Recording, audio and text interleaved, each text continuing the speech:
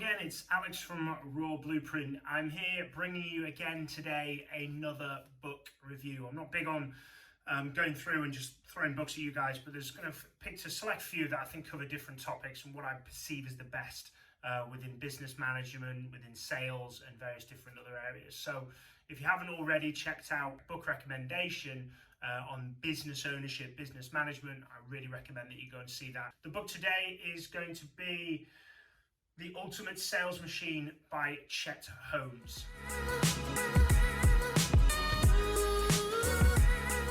So what I really love about this particular book is that it's broken down and there's exercises in it. Now, it's not exercises like school, it's exercises, let's improve your business, let's implement these strategies into your company, let's get going.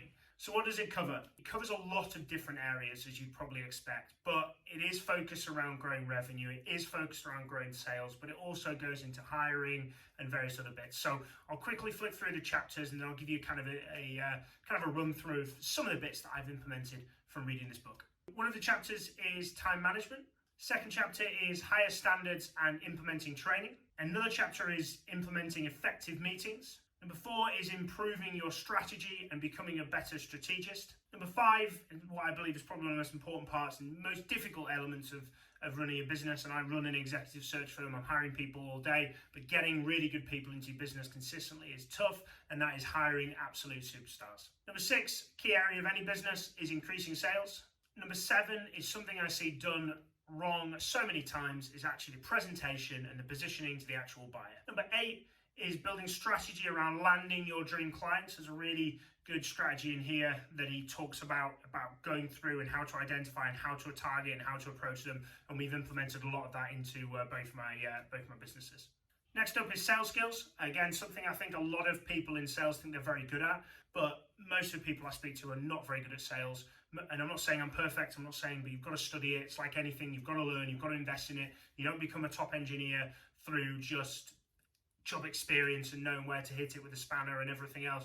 You come through it through studying, through consistent learning, and sales is exactly the same. How to close, how to open, how to fill out that middle part, the conversation, the dialogue, how to change a maybe to a yes, how to influence a no to get to a maybe. There's all sorts of different elements of sales. This is kind of partly covered in here, but it doesn't go into the length of detail that you need to really expand your skills. Next one up is the must of marketing. So again, how do you drive your marketing in your business? How do you become more brand aware?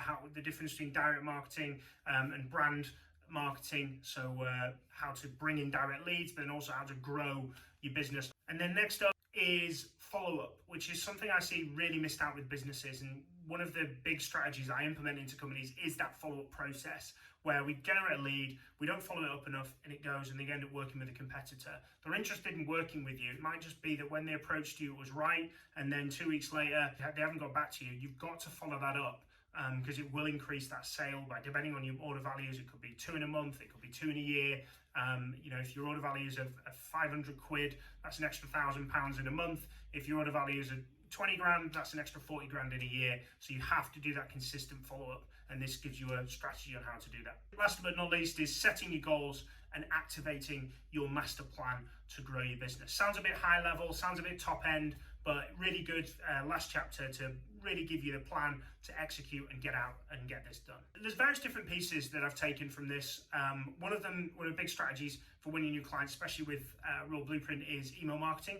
I always use a huge amount of that already with the executive search firm that I run, but email marketing wasn't something I had. It was more, we had a really good candidate and we'd market them out. We didn't do proactive marketing, as in, look, this is what we do, this is who we are, that kind of marketing. And that's what I implement into, again, a lot of my clients that I work with Raw Blueprint, is that introducer marketing, that initial email, that initial contact, and then the follow-up from there to bring them on. It's that introducer, look, this is what we do, this is how we operate, and then it's education marketing, which again, it brings into here, is how can you bring value to those people that you're trying to target and help them. Again, this is a really good example, so you can read this book, or you can take some of these ideas if you're not a big reader and implement them into your business. I'm big on training, I'm big on developing people, I'm big on investing in the people in your company, but it was getting to the point where I wasn't doing it enough, and we were probably doing it maybe once a week, maybe every 2 weeks, and it was just kind of falling on the wayside. Now, some people might be, hey, Alex, I'm not doing anything. And that's absolutely fine at this stage. But what I would highly recommend is if you want your people to be the best in the industry, you want them to be really good, you must invest in training. Now, what I'm trying to say here is, you don't go out there and find the best trainer. I'll admit, I've not worked with very good trainers. I've worked with really good coaches, and that's why I've stepped into that myself, because I think I can add a lot of value. But on the training side, I'll be honest, a lot of that has to come from the business owner. And I know that's going to be a lot of pressure. I know it's going to be a lot on you. But if you're a small business, which likely you are if you're listening to this, you have to invest in how you can get your experience and your skill set across to other people. And also using your senior management team and getting them, what are they great at that they could train other people in? Document this, record it, and create it into a kind of a library and a training manual, as we've done here, to then be able to upgrade and develop the people within your organization. There's no reason why you should be doing all of the training yourself, or you should be repeating the same thing over and over again. But have regular sessions. If you've got salespeople in your organization, get them doing role plays on a regular basis. I now do training with my team every single working day. 5 days a week, these guys are in training. So Mondays, we've got something training that's been troubled somebody or challenged that they faced last week. Tuesdays, they have a pitch competition where they get to finish half an hour earlier. If you do not already, encourage your team with time off, then you absolutely need to be doing that. You'll get more out of your business, you'll get more out of your team, and you'll increase your productivity, even though they're taking half an hour off. So having them coming together and doing a pitch competition, you're not involved in it, they decide who wins, and you set the 3 criteria. Wednesday, we then do another training session. It's dependent on what the business needs right now. On Thursdays, we have retainer training. Now, our retainers is for our executive search business, and that is all about getting the client to put a deposit up front. It's not as commonly used in the recruitment industry, but certainly is quite common in executive search, but it's still a hard sell, and these people have got to work hard to get that upfront payment. Now, if we're going to do that, we can't just let people just ask. We've got to train them. We've got to go through objections. We've got to go through various different bits, and we go through that. And then Friday, again, is very similar. Depends on what challenges they're faced in the week. Set at least 3 of those days where you're not involved, and then have 2 of them where you are coming in and you are helping your team and you are training them. Does take some planning, does take some requirements, but if you set it similar every week, it should be fairly simple for you to get involved in and jump through. And also, get your managers to do exactly the same. If you've got a senior management team and your business is that big, get them taking action too. Another strategy I got from this was launching a podcast. Now, not for Raw Blueprint, but for my executive search firm. That is a really great way of targeting clients, of bringing new business, but also growing brand significantly.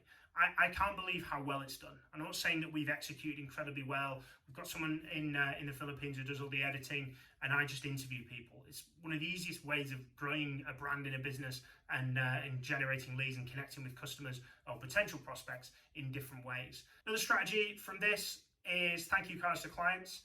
Every time we do business with them, we send them a card that says thank you. Really simple, not going to waffle on about that. I can't say how simple that is and how easy it is to execute and how cheap, but so many businesses just don't do that.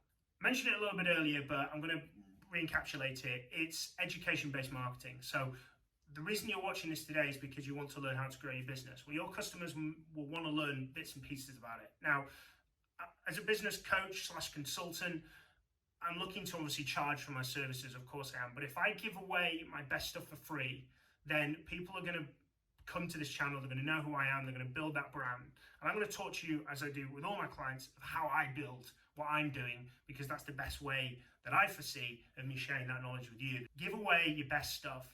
Follow this channel and you'll go through a lot of the coaching, consulting that I go through. Huge amounts of it will be on here. So education-based marketing, put that information out there, put your best work out and available, and you'll be amazed how many clients come and work with you on it because they've not been able to action it, not been able to do exactly right, or they want that support and extra development. So I really recommend that is an action that you take. So that's everything on this. And again, Ultimate Sales Machine by Chet Holmes. And if you've got any questions on it, drop me a note. And of course, if you are looking for a coach or a consultant to help you with growing your business, to implementing strategies, then please do reach out to me. It's alex.rawlings@rawblueprint.com.